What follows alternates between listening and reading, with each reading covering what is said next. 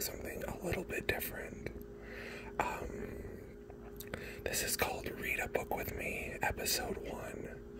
And just a trigger warning for this episode, I am going to be reading from a somewhat religious book. I'm going to be reading from a somewhat religious book. So, if that's something that triggers you, please leave the video now. This is a book called They Knew the Prophet, Personal Accounts from Over 100 People Who Knew Joseph Smith.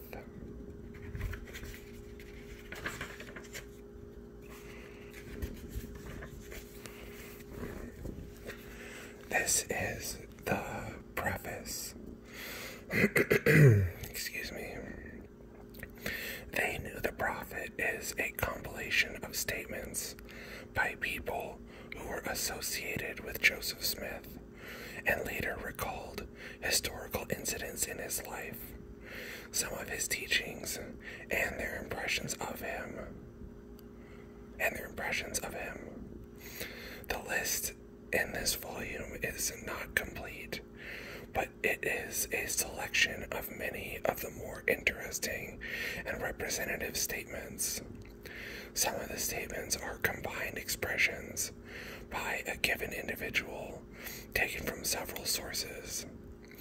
In their compilation, extraneous materials have been deleted. Introductory and transitional phrases have been added.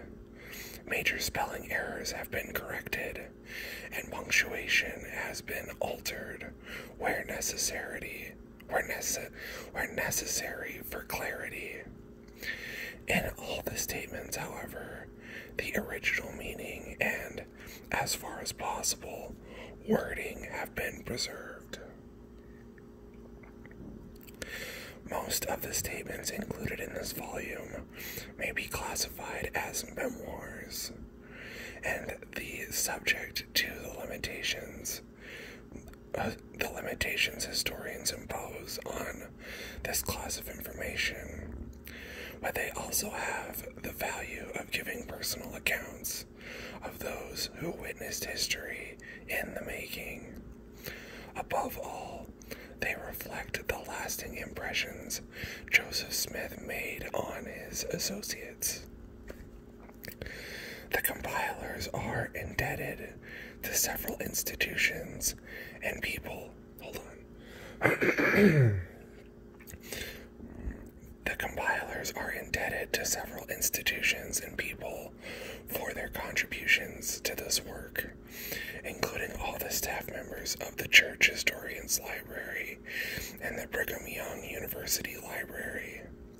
Particular thanks is given to Steve Farnes, who has worked as a student assistant in gathering many of these statements. Don Norton of the English department at Brigham Young University read the manuscript for grammatical accuracy and prepared the index.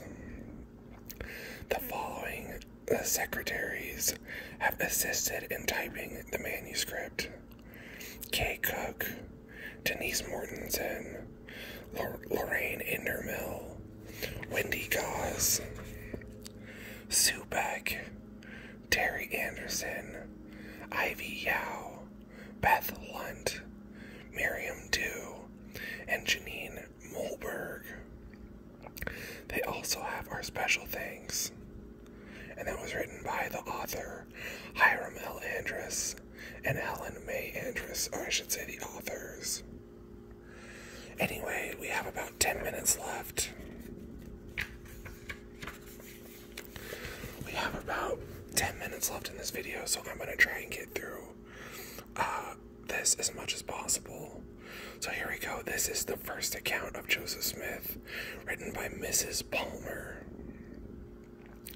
My father owned a farm near that of the Smith family in New York. My parents were friends with the Smith family, which was one of the best in the locality. Honest, religious, industrious, but poor. The father of the family was above the average of intelligence.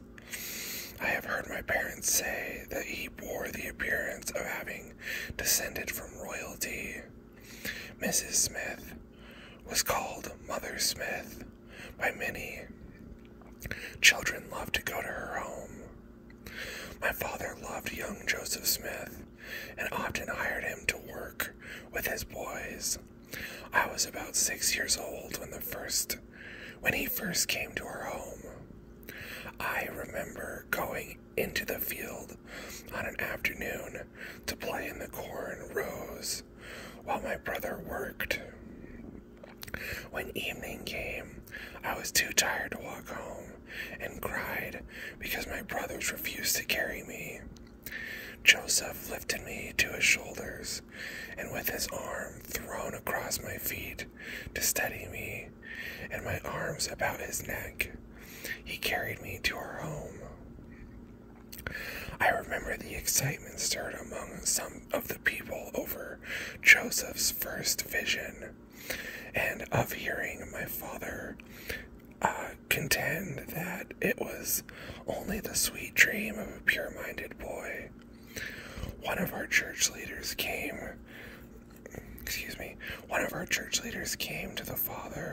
to my father, to remonstrate against his allowing such close friendship between his family and the, quote, Smith boy, end quote, as he called him.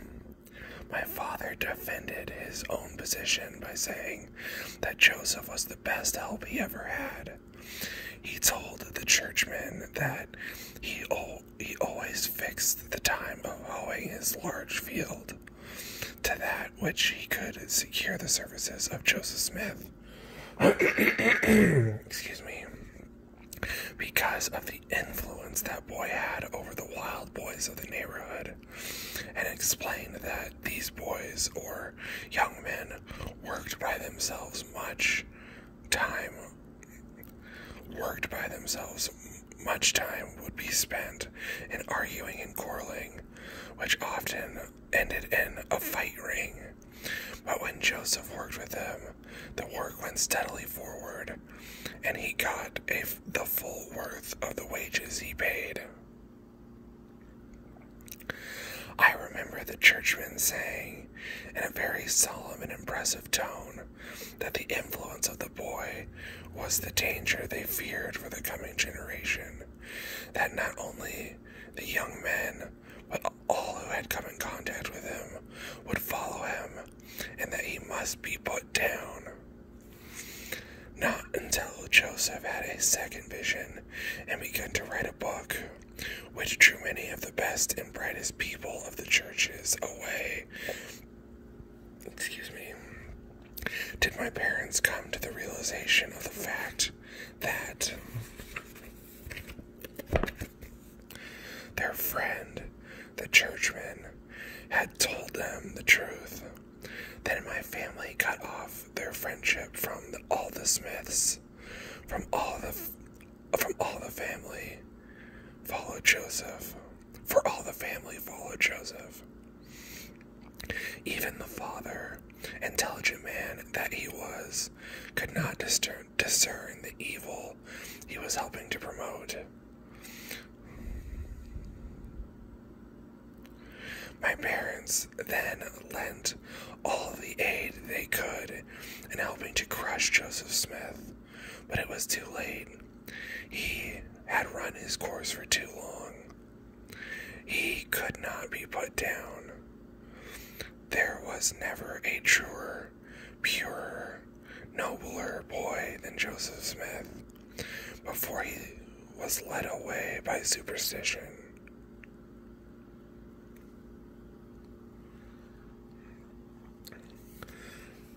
This is the second account from a man named Orlando Saunders. Were you acquainted with the Smiths, Mr. Saunders? Yes, sir. I knew all the Smith family very well. They have all worked for me many a day. They were very good people. Young Joe, as we called him then, has worked for me, and he was a good worker. In what respect did they differ from other people, if at all? I never noticed they were different from other neighbors. They were the best family in the neighborhood in case of sickness. One was at my house all the time when my father died. I always thought them honest. They were owing me some money when they left here. One of them came back in about a year and paid me. How well did you know young Joseph Smith? Oh, just as well as one could. Very well. He has worked for me many a time and been about my place a great deal. He stopped with me many a time, went through here after they went west to Kirtland. He was always a gentleman when about my place. What did you know about his finding that book? What did you know about his finding that book, or the plates in the hill over there? He always claimed that he saw an angel and received the book. Alright, I guess that's going to be... Alright, maybe I'll read one more really quick. Thomas H. Taylor. To our inquiries if he was acquainted with the Smiths and the early settlers throughout his part, sometimes called Mormons, Mr. Taylor said, "Yes, I knew them very well. They were very nice men, too. The only trouble was they were ahead of the people, and the people, as in such case, turned out to abuse them because they had the manhood to stand for their own convictions. I have seen such work throughout my life. When did the Smiths do that? The people abused them so. What did the Smiths do that people abused them so? They did not do anything. Why, these rascals at one time took Joseph Smith and ducked him in the pond that you see over there, just because he preached what he believed and did nothing else. And if Jesus Christ had been there, they would have done the same to him. Now, I don't believe like he did, and every man has the right to religious opinions, and to advocate his views too. If people don't like it, let them come out and meet him on the stand, and show him his error. Smith was always very ready to exchange views with the best men they had. Why didn't they like Smith? To tell the truth, there was something about him that they could not understand. Some way he knew more than they did, and it made them mad. But a good many tell terrible stories about them being rogues and liars and such things. How is that? Them being Mormons, by the way. Oh, they are all a bunch of liars. I have had a home here and been there, except when on business all my life, and ever since I came to this country, I knew these fellows. They make these lies on Smith because they love the lie better than the truth. I can take you to a great many old settlers here who will substantiate what I say. Well, that is very kind, Mr. Taylor, and to be fair, if we have time, we will call around and give you the chance. But we are first going to see these fellows, so rumor says know so much against them. All right, but you will find they don't know anything against those men. You put them down to it. They could never sustain anything against Smith. And that's the end for now. The last thing I want to say is I find it interesting that the person said that Joseph Smith was led away by superstition. I never knew that. Anyway, I hope you enjoyed this video. Make sure to give it a thumbs up. Just kidding. I love you all. Goodbye.